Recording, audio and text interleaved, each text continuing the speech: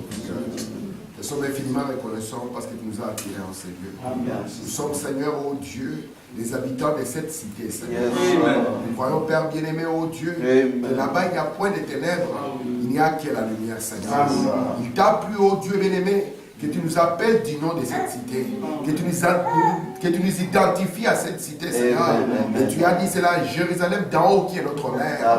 Oh Dieu bien-aimé, nous croyons que nous avons le palais, Seigneur. Parce que ton prophète nous a dit, oh Dieu, que Jean avait vu cela sous la forme d'une épouse qui descendait du ciel. Oh Dieu, c'est cela notre joie, c'est cela notre consolation de savoir, oh Dieu bien-aimé, que notre demeure éternelle n'est pas ici-bas, Seigneur. Oh Dieu, alors que nous sommes ici, Père, c'est pour retourner à ces corps paroles que nous venons jour après jour entendre parler de toi. Viens, Seigneur, oh Dieu, toi qui es le roi Théophanie, Alléluia, qui s'est dit, oh Dieu, viens nous inspirer encore avec ton pain, ton vin, Seigneur. Oh Dieu de gloire, alors que ta parole va sortir, que les bénédictions consacrées, oh Dieu, qui accompagne cette parole, puissent couler en ces lieux. Et que nos âmes puissent être satisfaites. Et que nos cœurs et nos corps puissent être guéris. Encore de Seigneur. Alors que nous sommes ici pour toi. Au nom de Jésus-Christ. Amen. Amen. Nous allons lire dans Apocalypse chapitre 6, juste le verset premier. Il est écrit ceci: je regardais quand l'agneau ouvrit un de ses 7 sceaux. J'entendis l'un des 4 êtres vivants qui disait, comme d'une voix de tonnerre, viens. Amen. Amen. Que Dieu ajoute des bénédictions à la de sa parole. Amen. Pour le soir. Amen. Je vous salue tous au nom de Jésus-Christ. Je suis content de vous retrouver. Amen. Mon repos s'approche à grands pas et les bons éléments commencent. Ok, je crois que Dieu nous aidera dans tout ça. Amen. Amen. Donc je vous remercie d'être là pour que nous puissions continuer ensemble l'étude. Amen. Parce que si la salle est vide, il n'y a pas moyen de parler. Même Jésus avait compris que si c'est vide, alors il faut que Dieu puisse visiter les pieds. Amen. Et nous sommes contents que le Seigneur puisse nous accorder ce temps pour que nous puissions continuer cette étude parce que je crois qu'il est bon et il est capital pour nous. Amen. Parce que nous ne voulons pas vivre dans la confusion. Nous naissons tous dans la confusion, comme notre père Abraham. Nous naissons tous à Babel et à Babylone. Mais Dieu nous appelle de sortir de là. Et Dieu le fait par un prophète. Amen. Parce que c'est par un prophète qu'Israël a été tiré de l'Égypte. Et c'est par un prophète qu'Israël a été gardé. Amen. Souvenez-vous que nous avons vu que le livre d'Apocalypse a 3 parties. Et Frère Branham nous dit qu'il est pour nous important de saisir cela. Et ne pas mélanger les parties les unes après les autres. La première partie nous prend d'Apocalypse chapitre 1er jusqu'à Apocalypse chapitre 3 et cela concerne l'église des nations. Vous voyez bien, je précise, l'église des nations. Après cela, nous avons l'enlèvement qui nous amène en haut avec Jean. Pour quel but? Frère Étienne a compris que ce n'est pas pour manger. Nous nous montons pour voir ce qui a été, ce qui est et ce qui sera. Amen. Et ce qui a été, ce sont les âges de l'église.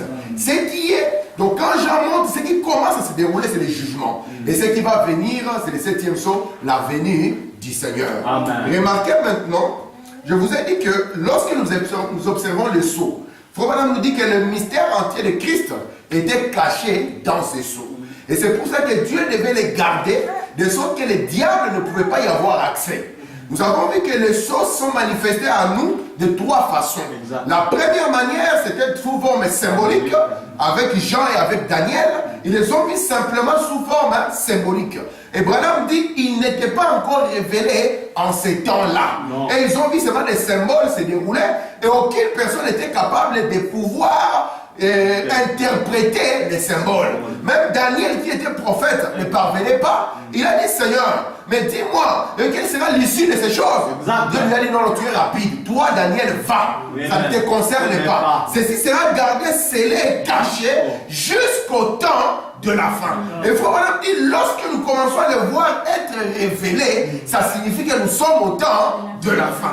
Parce que c'était impossible avant que le temps de la fin ne puisse arriver. Et remarquez maintenant, la deuxième étape où ces choses devaient se dérouler, c'est dans l'histoire. C'est pour ça que Branham nous dit que lorsque je voyais un événement, j'allais dans l'histoire pour voir avec précision quand cet événement avait eu lieu. Voilà. Je ne peux pas vous dire qu'une chose est est accomplie si je ne vais pas raconter l'histoire de la chose.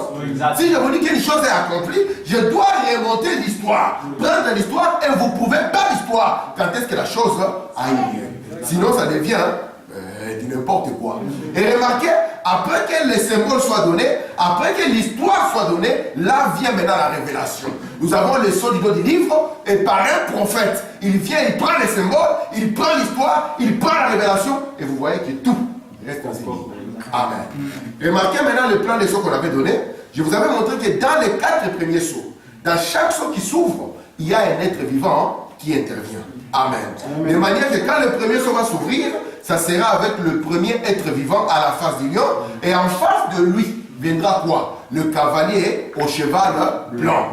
Le deuxième sceau, ça sera l'être vivant à la face de veau, et en face de lui viendra le cavalier au cheval roux. Le troisième, ça sera la face de l'homme, et le cavalier au cheval noir. Le quatrième, ça sera l'aigle qui vole, et en face de lui viendra le cheval pâle, le seul qui porte un nom, qui s'appelle la mort, et qui est accompagné par le séjour de mort.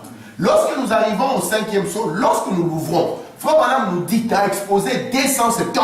Il dit, ces âmes-là, ce ne sont pas l'église. Parce que leur langage montre que ce n'est pas l'épouse de Christ. Parce qu'ils sont en train de demander vengeance.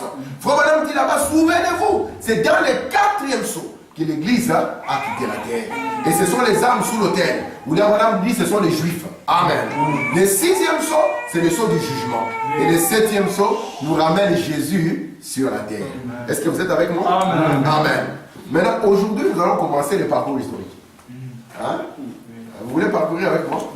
Nous allons parcourir, nous allons faire un parcours historique, l'introduction du parcours historique. Amen. Voir si cela correspond avec la Bible et correspond avec la révélation. Nous allons prendre des dates clés. Et je vais vous montrer la période que nous allons étudier. Et après cette période, n'attendez plus rien. Ce qui viendra, ça sera seulement carnage et carnage. Amen. Si après cette période, vous attendez encore des choses, c'est que vous n'avez pas vu la chose qui est arrivée. Amen. Merci Seigneur. Amen. Frère Branham nous a montré que à chaque fois qu'il y aura, ça c'est Frère Emmanuel n'était pas là, mais on joue plus au jeu là, hein, on continue. Il y a la vidéo. Alors Frère Branham nous a dit qu'à chaque fois qu'il y avait un pouvoir politique qui sortait, Dieu devait envoyer un pouvoir religieux qui devait tenir les défis. C'est pour ça que les hommes politiques doivent faire attention. Ils ne savent pas qu'ils sont là pour accomplir la phase sombre de la chose. Et c'est pour ça que nous voulons garder nos frères loin de cette histoire. Et nous voulons la garder n'importe quelle forme. Qu'elle soit une forme politique dans la rue, comme une forme politique dans l'église. Amen. Il y a une onction qui venait sur les gens. Et les gens de l'âge ne pouvaient pas agir autrement qu'obéir à l'onction qui venait sur eux. Et ce pouvoir politique ici, Daniel est celui qui les avait vus. Vous vous souvenez?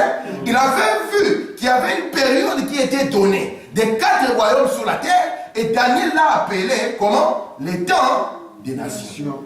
Et Frère nous a dit, cela va commencer quand? Depuis le temps de Daniel jusqu'à ce que Jésus revienne pour régner comme fils de David.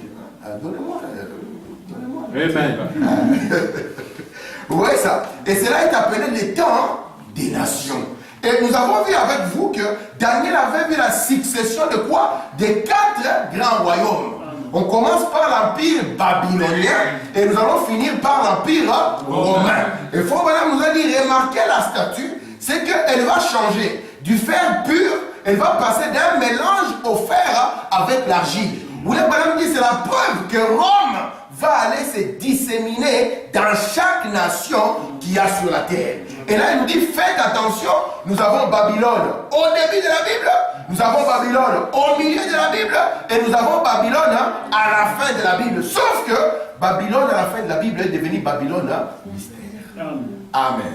Et c'est là où, maintenant, comme nous voulions d'abord tracer le pouvoir politique, parce que le pouvoir politique sera en face de l'onction religieuse. Amen. Frère Branham nous a aidé. La première personne qui a commencé à décrire ces puissances les a vues aussi sous forme d'animaux, vous vous souvenez? Et nous avons vu que l'animal qui avait attiré notre attention, c'était le dernier. Amen. Et nous avons lu avec vous dans Apocalypse chapitre 17, verset 9. C'est ici l'intelligence qui a de la sagesse. Les 7 têtes sont 7 montagnes sur lesquelles la femme était assise. Au temps de Daniel, il n'y avait pas de femme. On nous avait parlé seulement d'une bête qui était terrible, qui avait 7 têtes et 10 cornes. Mais au temps des gens, c'était quand même assez frappant. Comment une bête qui pouvait terrifier? Il y avait maintenant une femme qui avait dompté la bête. Même pas un homme, une femme avait dompté la bête. Quand tout le monde avait peur, c'est la femme qui se faisait porter par cette bête. Et maintenant, l'ange vient. Vous savez que c'est lui qui a donné la révélation à Jean, c'est William Branham. Amen. Yes, sir. C'est pour ça que Jean voulait l'adorer. Amen. Il a dit, non, ne le fais pas. Amen. Parce que je suis là. De qui? Des compagnons. Les qui? Les pasteurs. Non. Les prophètes. Amen. Ce sont aussi 7 rois. Donc les 7 têtes qui sont 7 montagnes sont aussi 7 rois. 5 sont tombés. Un existe, l'autre n'est pas encore venu. Quand il sera venu, il doit rester peu de temps. Et la bête qui n'est plus, elle-même était un 8e roi. Et elle est du nombre de 7 et elle va à sa perdition. C'est ici où nous étions arrêtés la dernière fois. Vous vous souvenez? Frère Branham nous a dit qu'une femme dans la Bible représente une église ou une ville. Et Frère Branham a dit que dans sa connaissance à lui, il ne connaît que 2 villes qui sont sur cette montagne. La première ville, c'est Cincinnati, aux États-Unis. Et Branham a regardé pour chercher la femme. Il n'a pas trouvé une femme dominante sur la ville. Amen. Alors ses yeux ont quitté les États-Unis, sont venus jusqu'à Rome. Et là, vu qu'à Rome, il y avait une ville bâtie sur cette montagne et dominée par une église. Amen. Pour montrer maintenant que la parole est juste, parce qu'on peut dire, vous êtes en train d'accuser Rome pour rien. Ici, on nous a donné encore une précision. On nous a dit que les 7 montagnes, la base même de Rome, c'est aussi 7 rois. Amen. Et Frère Branham nous a dit, allez dans l'histoire et regardez dans l'histoire comment est-ce qu'ils sont tombés depuis Babylone à Rome. Et nous sommes partis avec vous où? Dans l'histoire. Frère Branham, tu n'étais pas là, nous sommes allés dans l'histoire. Frère Branham nous a montré, lorsqu'il a commencé à montrer, il a dit 5 sont tombés, 1 existe. Branham nous a de la précision. Il dit c'est qui? Il a appelé c'est Néron. Amen. Ouais. Et là, qu'est-ce que nous avons fait? Nous sommes partis dans l'histoire. Dans l'histoire pour faire quoi? Frère Branham dit dans l'exposé, âge de Pergame, il dit, or, je n'ai pas encore abordé le point historique que j'avais promis de traiter. Le mélange de la religion de Nimrod avec la religion chrétienne. Parce que Branham a constaté que la religion qui avait commencé à Babylone, c'est la religion qui est devenue maintenant à la fin la religion chrétienne. Et Branham veut nous montrer comment il y a eu ce mélange de cette religion à aujourd'hui. Et Branham dit maintenant il devait rentrer dans l'histoire. Et quand Branham rentre dans l'histoire, qu'est-ce qu'il découvre? Il découvre que quand l'empire babylonien allait tomber, il y avait le prêtre roi Akan qui était là-bas, qui avait fui. Exact. Et quand il a fui avec sa religion. Il est parti s'établir à Pergame. Et ce qui a aidé Frère Branham à découvrir ceci, c'est parce qu'il avait lu que lorsqu'on a parlé de Pergame, on a appelé le trône de Satan. Et Frère Branham dit, mais c'est impossible. Comment Pergame sera le trône de Satan? Alors que nous savons tous que c'est Babylone qui est le trône de Satan. Et il découvre que Babylone avait quitté le quartier général et était venu s'établir à Pergame. Et Branham dit que Pergame était devenu la nouvelle Babylone. Et nous avons vu que ce culte a continué jusqu'à ce qu'on va arriver à Attal III. Attal III, qu'est-ce qu'il va faire? Il va prendre tout le pouvoir, il va le remettre à Rome. C'est la transmission de la religion babylonienne vers l'empire romain. Et Branham nous montre maintenant quelque chose qui se passe. Il nous dit, là s'avance Jules César. Il dit, il va prendre ce pouvoir. Il dit, ça sera quoi? Branham dit, plusieurs prêtres rois succéderont à Attal jusqu'au règne d'Attal III, qui pour des raisons que le Dieu souverain seul connaît, légua son royaume à Rome. Voilà. Jules César prit alors possession du royaume spirituel aussi bien que physique. Il devient le pontifex Maximus de la religion babylonienne. Ce qui faisait de lui un prêtre roi. Amen. Et nous avons eu notre premier roi. Amen. Et nous allons avoir maintenant une succession de rois. Et le but, c'était que Jules César devait les recevoir. Et souvenez-vous, ça va continuer avec la Rome païenne jusqu'à ce qu'on va atteindre qui? C'est l'historien Étienne qui nous l'a dit, n'est-ce pas? Quand nous allons arriver à Maxime 3, l'historien Étienne nous dit que Maxime 3 va refuser d'être le prêtre roi. Exact. Et quand il refuse d'être le prêtre roi, il y a un monsieur qui s'est caché derrière, qui sort, ministère le pape. Il dit, donne-moi ça. Après tout, c'est à moi. Il récupère maintenant ça. Amen. Maintenant, regardez. On a parlé ici des 7 rois. Et je vous ai dit que les 7 rois, ils sont sortis tous de la dynastie julio-claudienne. Nous avons le premier, c'est Jules César. Il va régner en 49. C'est lui qui va prendre, il sera dictateur à vie. Ce que les gens ne comprenaient pas derrière, c'est que tout le monde qui viendra va prendre le nom de César. César, c'était son propre nom. Et tout le monde maintenant va s'appeler César. Parce que pour montrer que c'est la continuité d'un esprit. Après Jules César, celui qui viendra après lui, ça sera Auguste César. Et Auguste César va commencer son règne en l'an 27 avant Jésus-Christ, jusqu'à ce qu'il meure 14 ans après Jésus-Christ. Vous voyez le règne. L'an 27 avant Jésus, jusqu'à quand? Jusqu'à 14 ans après Jésus. Maintenant, prenons la Bible. Vous êtes avec moi? Nous avons commencé la trame historique. Nous sommes partis, marchons un peu avec Auguste César. Parce que Jules César, ce qu'il a fait, il a pris seulement le titre. Maximus Pontifex. Et il va le transmettre au suivant. Et le suivant qui prend ça, c'est Auguste César. Mais quand Auguste César prend ceci, quelque chose va arriver. Regardez, Luc chapitre 2, verset 1er. Je peux lire? Oui. En ces temps-là parut un édit de César Auguste, ordonnant un recensement de toute la terre. Ce premier recensement eut lieu pendant que Quirinius était gouverneur de Syrie. Tous allaient se faire inscrire chacun dans sa ville. Donc, c'est quand Auguste est au pouvoir qu'Auguste décide. Chacun chez lui. Nous allons recenser la terre entière parce que Rome, il régnait sur toute la terre connue. Vous êtes avec moi? Nous, nos grands-pères n'étaient même pas comptés. Il régnait sur la terre connue. Et lui, c'est pour dire qu'il va recenser toute la terre. Exactement. Et quand il lance ceci, beaucoup d'historiens ici sont battus. Ils ont dit, mais la période de Quirinius, c'est impossible que ce soit l'espèce de Jésus. Parce que Quirinius était gouverneur en Syrie à l'an 6. Mais ils ont oublié que Quirinius était gouverneur avant d'être gouverneur encore. Exact. Amen. De manière que ceci va nous amener vers l'an 0. Vous comprenez? Et quand ça nous amène vers l'an 0, du côté de la Galilée, il y a une jeune Marie qui vit là-bas. Et il y a un jeune garçon qui s'appelle Joseph. Et ils n'ont rien à voir avec l'histoire politique. Et ils ne comprennent pas. Un monsieur là à Rome a décidé quelque chose et ils subissent simplement la politique. Exactement. Oh, Dieu aussi, il faut me dire, il est en train de vouloir jouer quelque chose dans cette politique.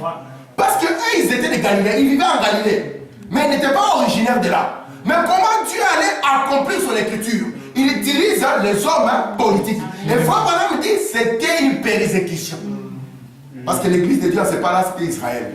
Et commencer à dire à tout le monde, revenez chez vous, c'était une persécution. Amen. Je peux lire Frère Branham? Amen. Je lis Frère Branham dans la divinité de Jésus-Christ. Paragraphe 42. Il dit maintenant, en ce jour-là, il y avait une grande persécution contre l'église. César Auguste avait élaboré un grand plan, selon lequel il devait recenser tout le peuple. Et cela était seulement fait dans un but, celui de l'accomplissement de la grande prophétie. Et quelle était cette grande prophétie? C'était que, ô toi Bethléem de Juda. Et remarquez, Israël en ce temps-là était divisé en 3 parties. La partie du nord était appelée la Galilée, au milieu là-bas c'était la Samarie, et au sud c'était la Judée. Vous voyez ça? Or Jésus, les parents n'étaient pas en Judée, ils étaient où? En Galilée. Donc il fallait maintenant qu'on puisse les obliger de quitter la Galilée jusqu'à descendre jusqu'en Judée. Parce que Bethléem était une ville de Judée. Et lorsqu'ils descendent, c'est pour que ça accomplisse une prophétie. Amen. Que quoi? Le grand astre que Balaam avait vu. Amen. Que Daniel avait enseigné. Vous êtes avec moi? Et ce grand astre devait maintenant paraître. Parce que Dieu a accompli quelque chose dans le ciel avant de l'accomplir sur la terre. Les 3 astres se sont croisés et les dons de Dieu étaient sur la terre. Amen. Est-ce que Rome était content? Non. Parce que Rome ne savait pas qu'ils sont en train de mettre les choses en place. Une fois qu'ils comprennent qu'il y a un roi sur la terre, ils disent on doit régler l'affaire vite fait. Vous êtes avec moi? Amen. Je peux lire la parole? Frère Branham dit ceci dans la marque de la bête de 1954, le 13 mai. Il dit, vous voyez maintenant que cette Rome était le trône de Satan? Je vais vous poser la question. Les gens qui pensent que Rome peut aimer Jésus. Dans chaque étape de la vie de Jésus, Rome n'a jamais été un ami. Et comment Rome va devenir maintenant le siège de Jésus? On continue. La bête à 7 têtes avec 10 cornes se tenait près de l'enfant. L'enfant Christ pour le dévorer dès qu'il naîtrait. Qui a fait cela? Hérode.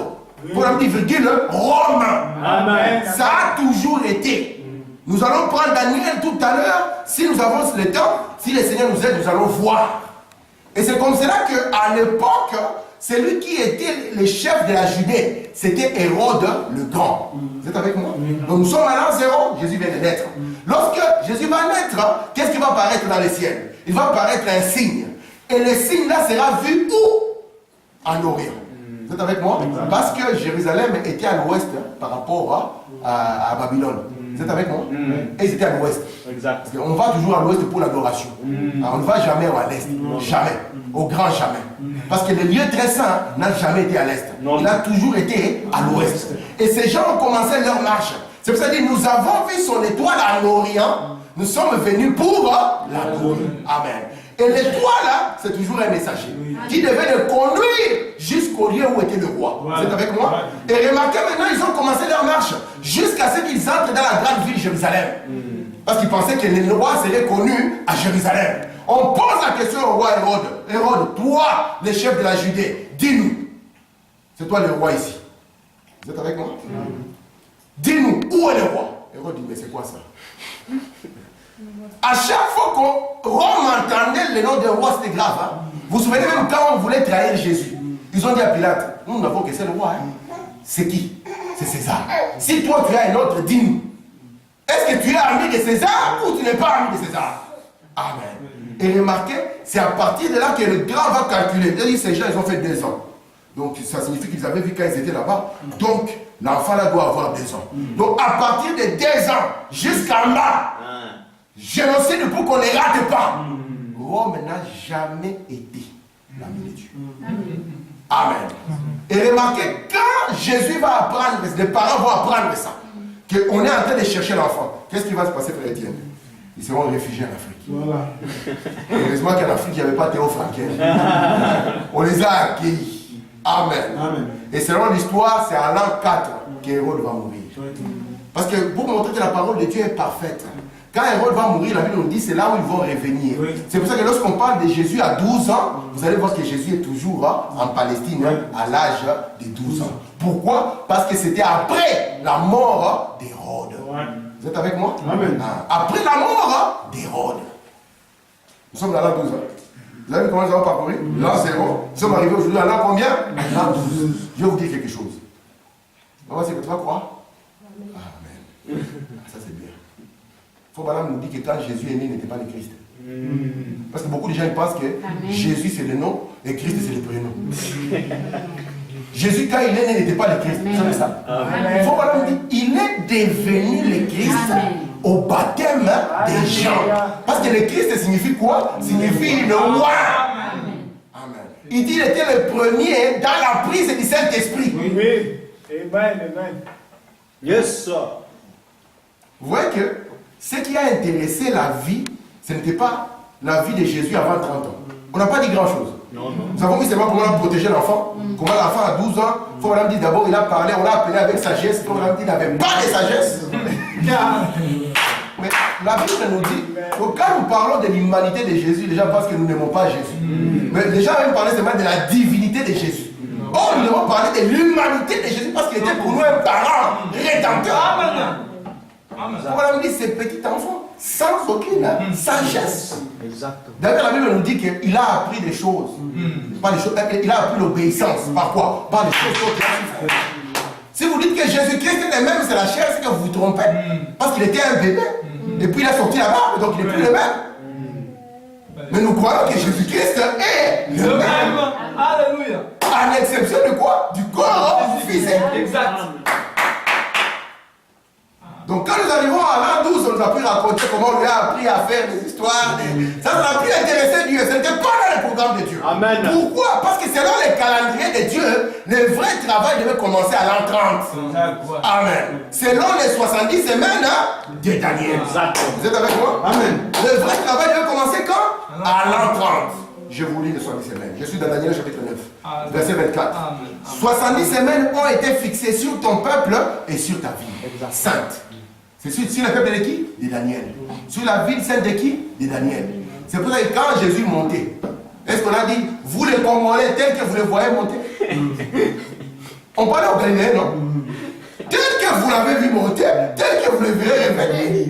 C'est pour ça que vous l'avez dit, lorsqu'il revient comme ça, il va tout droit vers eux. On n'a pas dit, vous les Congolais, tel qu'il n'y avait aucun Congolais sur place. Il ne faut pas pirater les choses. Amen. Il ne faut pas se mettre dans un dossier qui ne nous appartient pas. Amen. Regardez maintenant, verset 25, Daniel 9. Sache-le donc et comprends. Depuis le moment où la parole a annoncé que Jérusalem sera rebâtie jusqu'à loin, vous voyez, au conducteur, il y a 7 semaines et 62 semaines. Vous voyez ça? Donc quand le Messie arrive, ça signifie que la 70e semaine vient de commencer. Amen. Écoutez, je suis au verset 26. Après les 70 semaines, un roi sera retranché et il n'aura pas de successeur. Le peuple d'un chef qui viendra détruira la ville et les sanctuaires. Et sa fin arrivera comme par une inondation. Il est arrêté que les dévastations dureront jusqu'au terme de la guerre. Voilà. Donc nous allons partir maintenant à l'an combien? À l'an 30. Parce que l'an 12, nous avons vu que Jésus a confondu les gens dans les tabernacles. Maintenant, nous voulons aller, parce que c'est lui qui nous intéresse, c'est le Messie. Amen. C'est le Christ, c'est le roi. Vous êtes avec moi? Regardez. Quand il est né, qui était au pouvoir? C'était Auguste César.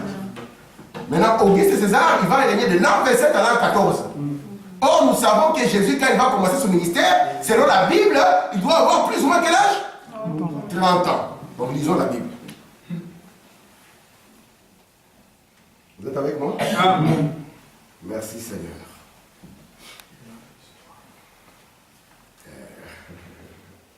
Merci mon Dieu.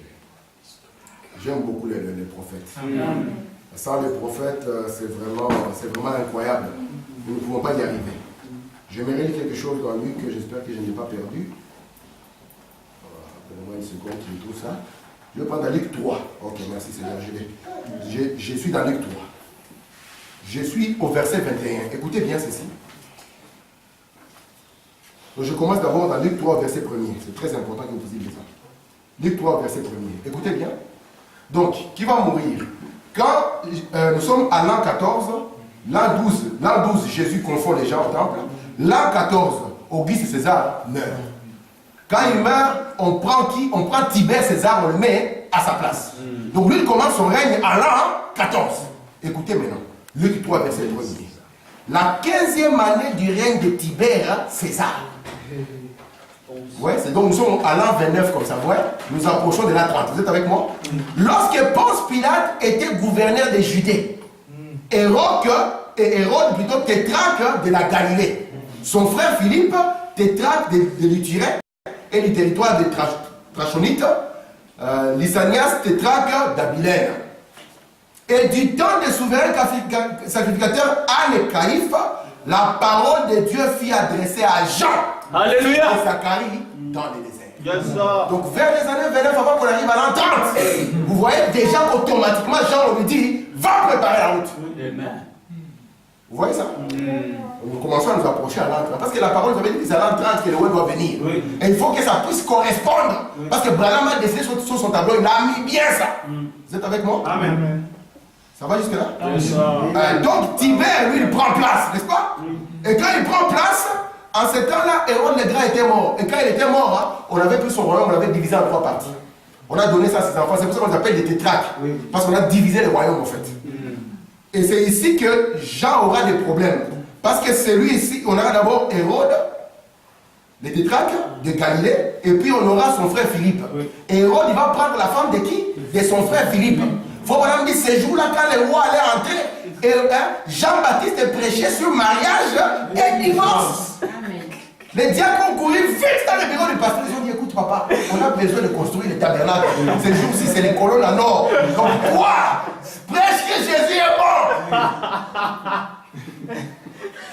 Lui, il est venu. Il a regardé le roi dans les yeux. Et lui a dit, parce que c'est un prophète, on ne peut pas l'acheter. On peut acheter un pasteur, on peut acheter un docteur, mais un prophète messager, on ne peut pas l'acheter. Amen. Et c'était le plus grand de tous les prophètes. Vous êtes avec moi? Parce que lui, ce qui était l'espérance pour les autres, lui, il a amené ça en foi. Là, ils ont attendu, mais moi je vous dis, amen, voici mon cousin. Est-ce que vous êtes là? Amen. Merci Seigneur. Maintenant, continuons. Prenons dans Luc au chapitre 3. Nous voyons que Jean-Baptiste commence vers l'année 29, n'est-ce pas? Oui. Maintenant, prenons Luc au chapitre 3 toujours. Allons au verset 21. Tout le peuple se faisait baptiser. Jésus fut aussi baptisé. Pendant qu'il priait, le ciel s'ouvrit. Le Saint-Esprit descendit sur lui sous une forme corporelle comme une colombe. Et une voix fit entendre Jésus ces paroles. Tu es mon fils bien-aimé, en toi j'ai mis toute mon affection. Jésus avait environ 30 ans lorsqu'il commença son ministère. Vous voyez, ça nous place à l'an 30. Vous êtes avec moi? Amen. Et selon ce que Daniel nous avait dit, son ministère ne pouvait pas dépasser 3 ans et demi. Parce qu'on nous avait dit qu'au milieu de la semaine, vous voyez ça? L'alliance sera brisée. Vous êtes avec moi? Amen. Amen. Merci Seigneur. Amen. Merci Seigneur. Et on avait dit, souvenez-vous, verset 26 de Daniel 9, après les 70 semaines, un roi sera retranché. Et il n'aura pas de successeur. Le peuple d'un chef viendra. Hein?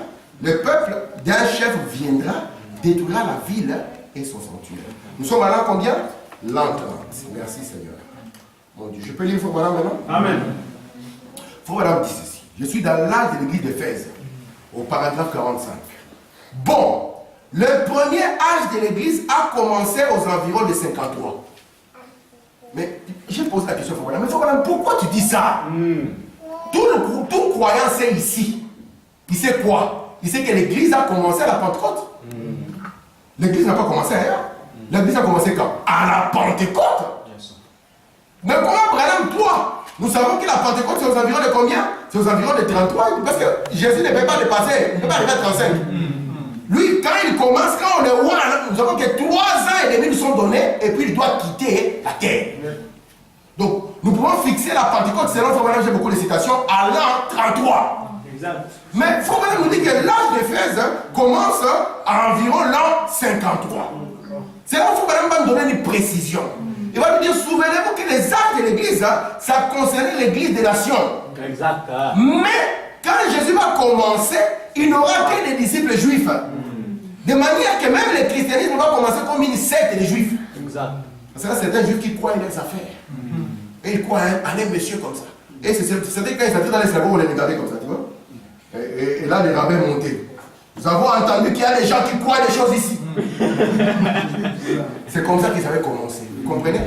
Et en l'an 53, parce qu'aujourd'hui, je voulais finir avec les volets juifs. En l'an 53, il y aura un homme du nom de Paul qui avait été appelé auparavant. Et Paul va aller s'établir dans une... Parce que Paul a essayé de convaincre ses frères. Il leur a parlé, il a dit, mes frères, Jésus c'est le Messie. Après, il les a regardés, il a dit, oh, vous n'êtes pas digne de ceci. Je vais prendre la parabole de Jésus et l'appliquer aujourd'hui. On vous a invité, vous avez refusé. Nous allons aller dehors, prendre les prostituées, prendre les handicapés, prendre les ivrognes, amener les gens. Vous voyez? C'est comme ça qu'il s'est détourné d'eux pour aller maintenant.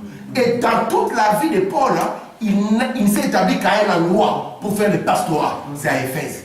Et c'est à l'an 53. Et quand il va commencer ça à l'an 53, c'est là où l'âge entier d'Éphèse va commencer. Vous êtes avec moi? Amen. Mais Frère Branham me dit, à l'an 33, quelque chose va arriver. Mais j'aimerais d'abord vous montrer quelque chose qui est arrivé à l'an 30 aussi. Parce que Frère Branham nous a donné beaucoup de précisions historiques que j'aimerais exploiter. Vous êtes avec moi? Amen. Vous savez que frère Branham avait vu Jésus expliquer Matthieu 24. Exactement. Exactement. Frère Branham a vu Jésus expliquer Matthieu 24. Et c'était la question. La question était très bonne. Hein? Ils étaient en train de marcher avec les disciples. Les disciples ont sorti, lui ont montré les temples. Il dit, souviens-toi, papa, ce sont les 7 semaines de Daniel. Là. On regarde la beauté, papa. Dans la ville ici, il n'y aura pas de concurrents. Jésus a regardé, il a dit, oh, il viendra un moment où il ne restera plus pierre sur pierre. Oh, les temples, les lieux de Dieu, frère. Toi, tu veux dire ça? C'était devenu une pierre d'achoppement, n'est-ce pas? Mais comme il croyait en Jésus, c'est pour ça que nous croyons en Branham. Même quand Branham dit, vous voyez Martin Luther, il va conduire les Noirs dans un massacre, nous disons Amen. Nous disons, ah frère Branham, ne touche pas Martin Luther, ne touche pas frère. Nous croyons en frère Branham. Si frère Branham dit que les plus musclés peuvent défendre les Noirs plus que les Noirs, je veux dire Amen. Amen. Parce qu'un prophète, quand il parle, on ne réfléchit pas. Amen. Je suis d'accord qu'un prophète puisse, on appelle ça un lavage de cerveau. Je suis d'accord qu'un prophète lave mon cerveau. Plutôt que la science et le monde aujourd'hui lave mon cerveau. Frère Branham me dit, beaucoup de gens ont besoin qu'on puisse baptiser leur cerveau. Et nous voulons que notre prophète baptise notre cerveau. Amen. Pour que nous ne puissions pas croire à n'importe quoi. Amen. Frère Branham va nous montrer maintenant cette scène-là, n'est-ce pas? Il va nous dire quand est-ce qu'elle va avoir lieu. Vous voyez ça? Parce qu'un prophète, on ne l'arrête pas. Un prophète, il est mandaté pour voir les choses que nous ne pouvons pas voir. Frère Branham nous dit que la question, c'est une question. Quand est-ce que ceci n'arrivera pas? Quels seront les signes de l'avènement et les signes de la fin du monde? Vous savez quand est-ce qu'il arrive? Qui a la date? Qui a la date? Qui a la date? Hein? C'est au mois d'avril. Je vais vous laisser les voir. Les jours, je ne vous les donne pas. De l'an 30. Frère Branham dit les 2 premières questions étaient l'avant-midi. Et la dernière question était le soir. Vous voyez ça? Le 4 avril. Comme ça, je ne donne pas le travail. Le travail pour vous. Jésus était avec ses disciples. Ses disciples commencent à lui poser la question. Jésus leur dit, écoutez, la première question, j'y réponds. Qu'est-ce qui va se passer? Il n'y aura pas pierre sur pierre. Alors quand il lui pose toutes ces questions, la manière de le voir bien, c'est la Matthieu 24. Au lieu que Jésus commence à répondre à leurs questions, il les a amenés dans les seaux. Il a pris quel seau? Symbole après symbole, arrivé au 7e seau, il s'est tué. C'est pour ça que beaucoup ont mélangé les 3 questions et n'ont jamais compris. La première question, c'est quand est-ce qu'il ne restera pas pierre sur pierre? La deuxième question sera quand est-ce qu'il y aura les signes? Comment est-ce qu'on saura que tu es venu? Et la troisième, quel sera les signes de la fin? Amen. Ça, c'est quand? À l'an 33. Vous voyez toujours Jésus exerçant. Mais à l'an 33, Israël va commettre une erreur fatale. Qu'est-ce qu'ils vont faire? Pilate va l'amener. Il sera devant Israël, il va poser la question. Lui, il s'appelle le roi. Et ils ont même refusé. Non, même sur la croix, ils ont refusé le Christ, mais pas le roi. C'est pas notre roi. Si c'est ton ami Pilate, fais le royaume avec nous, mais c'est pas notre roi. Nous n'avons que César. De l'autre côté, on avait amené Barabbas. Même Barabbas, il ne croyait plus. Lui-même, il riait, il disait, c'est pas possible. J'aime bien les Barabbas dans des films comme ça. Lui-même, il dit, ah, mais c'est merveilleux ça. Ah, donc, vous acceptez qu'ils sont. Ah, il regarde d'abord, est-ce que c'est moi? Il dit, mais c'est pas possible. C'est moi. Vous avez oublié, c'est moi, Barabbas. Tout le monde a dit Barabbas. Et vous voyez maintenant, là où nous devons être sages, c'est quoi? C'est que vous pouvez rejeter Dieu aujourd'hui. Et les conséquences de cela, vous allez les voir bien plus tard. Vous comprenez? C'est ça que le Madame me dit. Qu'ils ont continué à les rejeter depuis l'an 33. Et les conséquences viendront bien plus tard. Mais entre-temps, quand ils sont en train de les rejeter, diminuer d'eux, Dieu prend un homme du nom de Paul. Et Dieu, qu'est-ce qu'il fait? Il prend Paul, il prend les attributs de Jésus. Amen. Il dit à Paul, c'est toi la lumière des nations. Amen. Mais on avait dit que les peuples qui étaient en Galilée, tout ça, parce qu'il y avait la Galilée, il y avait 2 parties, j'ai oublié de vous le dire. Galilée avait 2 parties. Galilée des gentils et Galilée des juifs.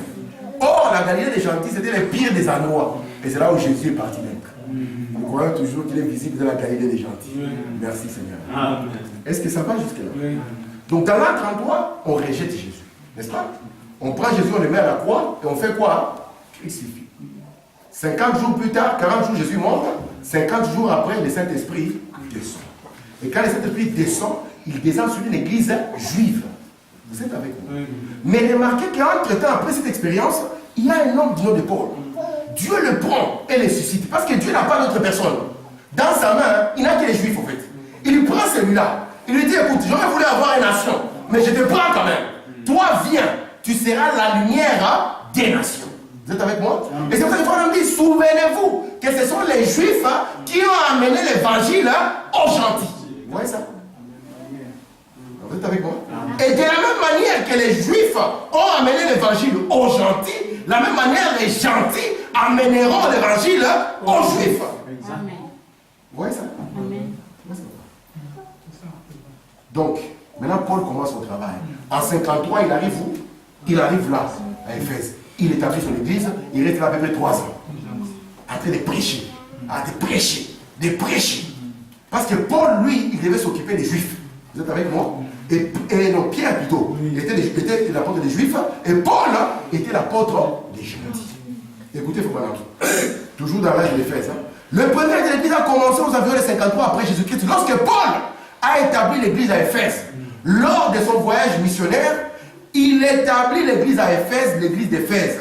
Il a en fait pasteur jusqu'à ce qu'il soit décapité en 66. Donc en 66, qui sera au pouvoir? C'est notre ami Néron.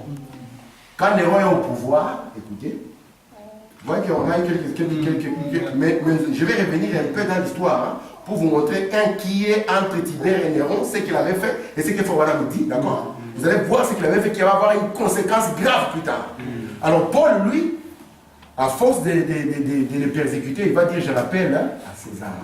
Comme il avait la nationalité romaine, on prend Paul, on l'amène où? À Rome. Et c'est comme ça que Paul sera décapité. Vous êtes avec moi? Donc à 66, Paul est quoi? Décapité.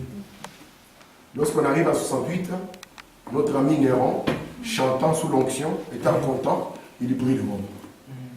N'est-ce pas? Et quand il brille Rome, il dit que c'est qui? Ce sont les chrétiens. Il faut maintenant dire que c'est la première grande persécution des chrétiens. Elle vient avec qui? Elle vient avec... Vous êtes avec moi? Et souvenez-vous, lorsque Néron est là, après le peuple va se révolter, n'est-ce pas? Et on va pousser Néron à se suicider. Vous vous souvenez de ça? Et Néron va mourir. Nous sommes à l'an combien? L'an 68. Souvenez-vous, Néron était le 6e. On nous avait dit que le 7e qui viendrait ne resterait pas longtemps. Et Galba va venir pour remplacer qui? Pour remplacer Néron. Et selon l'histoire, selon ce que Fawara nous avait dit, il devait faire 6 mois. Exactement, il a fait 6 mois. Et après 6 mois, Galba va mourir, il va être tué. Quand il va être tué, écoutez-moi attentivement, à cette époque-là, il y avait un général romain du nom de Vespasien. Lui, il était parti attaquer Israël. Comprenez? Il va apprendre que Galba est mort. Il va arrêter, il va retourner à Rome. Parce que c'est lui qui va devenir le futur empereur. Son fils maintenant, du nom de Titus, c'est celui qui va continuer l'expédition qu'il devait faire. Et son fils va arriver autour de Jérusalem. Lorsqu'il arrive autour de Jérusalem, les Juifs vont voir seulement les armées arriver sans pour autant comprendre ce qui va prendre place. Mais les disciples de Jésus vont savoir ce qui va arriver. Nous sommes dans Luc 21 au verset 10. Lorsque vous verrez Jérusalem investie par des armées, sachez alors que sa désolation est proche. Là, nous sommes en quelle année? En l'an 70. Comprenez ça? Alors que ceux qui sont en Judée fuient dans les montagnes, que ceux qui sont au milieu de Jérusalem en sortent, que ceux qui seront dans les champs n'entrent pas dans la ville, car ce seront des jours de vengeance pour l'accomplissement de tout ce qui est écrit. Ils avaient crié que son sang retombe sur nous. Seulement, ça c'était l'erreur. Nous allons d'abord voir les reflets du sang sur eux, et puis plus tard nous verrons sur leurs enfants. Et Fawara nous dit que selon l'historien Joseph, ils vont bloquer. Il n'y a plus d'entrée, il n'y a plus de sortie. Ils vont manger les écorces des arbres. Ils vont manger les arbres jusqu'au point où on commence à dire. On a combien de bébés à l'église, frère? Ok, on va commencer par qui? Aujourd'hui, la famille Étienne s'entend avec la famille Kadiata. On mange d'abord un bébé. C'était des bébés comme ça. Pourquoi? Parce qu'ils avaient commis une erreur fatale. Rejeter la parole, et particulièrement la parole faite chère, c'est une grande erreur. C'est une erreur fatale. Vous êtes avec moi? Je suis presque à la fin. Je ne vais pas vous garder longtemps. Est-ce que c'est clair jusque-là, non? Nous sommes arrivés jusqu'à là combien? L'an 70. Merci Seigneur. Aujourd'hui, je voulais vous donner la phase ou le côté d'Israël, n'est-ce pas? Pour que nous puissions voir comment est-ce que Dieu termine avec Israël. Vous savez que Dieu ne peut pas travailler avec deux nations en même temps. Or, les âges ne finissent jamais comme ça. Ils continuent toujours à se chevaucher l'un dans l'autre. Vous voyez?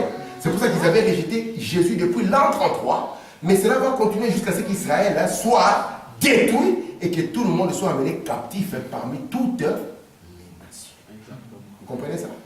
Donc là, et les pierres, et tout le monde fuit. C'est pour ça qu'on dit que la plupart sont partis mourir où? À Éphèse. Ils sont partis trouver refuge dans la ville du frère Paul. Et d'autres ont couru à Antioche. Mais ils devaient fuir parce que c'était la fin d'Israël. Je vais vous lire une citation avant que je ne puisse finir. Merci Seigneur. Est-ce que c'est clair jusque-là? On voit comment l'histoire progresse? Yes, Nous avons commencé tout doucement. Dieu commence en 53 avec les non-juifs, vous voyez? Et en 70, Dieu termine. Vous savez qu'il y a un film qu'on a fait sur la destruction de Jérusalem. Parce que quand ils ont vu les armées venir, ils ont dit Salomon avait dit. C'est pour ça que quand vous faites attention de ne pas rejeter la parole, les autres citations ne tiendront pas, frère. Ils ont dit Salomon avait dit que si jamais il y a un problème, nous devons nous tourner vers les tabernacles. Et derrière les tabernacles, nous allons entrer dans les tabernacles. Nous allons invoquer l'Éternel. Je n'ai prié, frère. Mais ils avaient commis une grande erreur. Vous êtes là? Amen. Ils sont entrés. Les Romains les ont poursuivis jusque dans les tabernacles.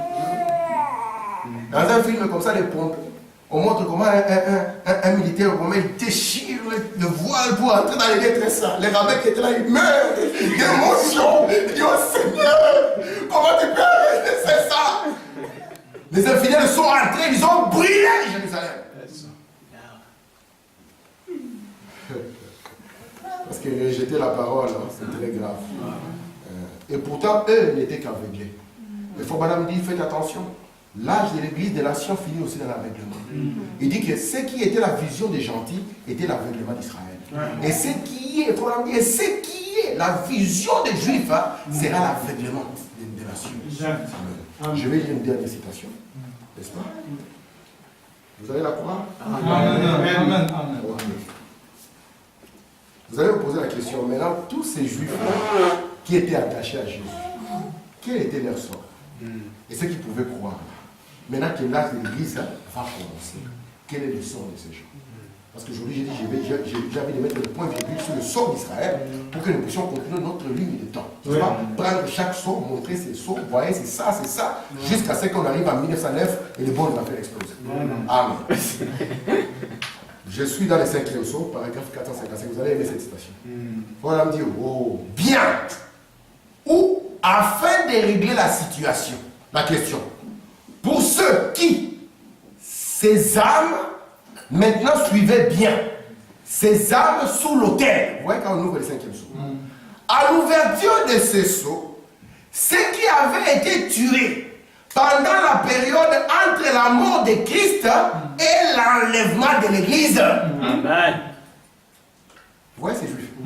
Depuis la mort de Christ jusqu'à l'enlèvement de l'Église. Le groupe d'Eichmann, tous ces vrais juifs qui avaient leur nom dans les livres. Si vous observez bien, mon frère, selon l'Écriture, ils pouvaient converser, pousser des cris, parler, entendre. Ils avaient tous leurs 5 sens. Ils ne dormaient pas dans la tombe inconscient. Ils étaient parfaitement éveillés. Ils pouvaient converser, parler, entendre tout le reste. N'est-ce pas vrai? Ce sont les Juifs depuis la mort de Christ, vous voyez, jusqu'à l'enlèvement de l'Église. Comme Dieu est toujours juste pour les justes, il a gardé les 5e sceaux. Exactement. Amen. Amen. C'est pas que c'est merveilleux. Amen. Donc le premier sceau qui s'ouvre à nous, c'est le 5e sceau. Mais entre-temps, à l'an 33, ça sera déjà le début du premier sceau. Mais qui va prendre toute son ampleur à l'an 53. Vous êtes avec moi? Amen. Amen. Donc lorsque les choses s'ouvrent, c'est l'histoire qui se déroule. Amen. Et quand l'histoire se déroule, que Dieu nous fasse grâce, que nous puissions être les bons acteurs, les acteurs de bons rôles, pas les acteurs de rôle à problème. Parce que nous venons de citer ici une lignée de gens. Que Dieu nous garde dans la bonne lignée. Amen. Et que Dieu nous garde de rejeter la parole. Parce que rejeter la parole a des conséquences fâcheuses. Il n'a pas seulement des conséquences pour celui qui rejette la parole. Il a des conséquences même sur la descendance de celui qui rejette la parole. Que nous puissions être des parents qui soient conscients de garder la parole de Dieu afin que les bénédictions de Dieu retombent même sur notre progéniture. Parce que souvenez-vous, Judas, Amen, et Lévi, ils étaient bénis déjà. Et Lévi a été béni alors qu'il n'était même pas dans l'affaire. C'est son arrière-grand-père qui était en face de Melchisedec. Mais ce qu'il avait fait était retombé sur lui. Amen. Que nous puissions dire que les bénédictions du Dieu de Branham tombent non pas seulement sur nous, mais que cela tombe sur nos enfants. Amen. Je finis en disant ceci, mes frères. Frère Branham me dit, quand ils sont enfants, comme on dit, petit enfant, petit problème, grands enfants, grand problème. William Branham dit faux. Il dit, si nous les consacrons à Dieu, oui, ça ne sera pas ça. Il ne dira pas quand ils sont petits, vous marchez sur le pied, et quand ils sont grands, vous marchez sur le cœur. Donc quand ils sont petits, vous parlez par la main, et grands, ils continueront toujours à marcher derrière vous.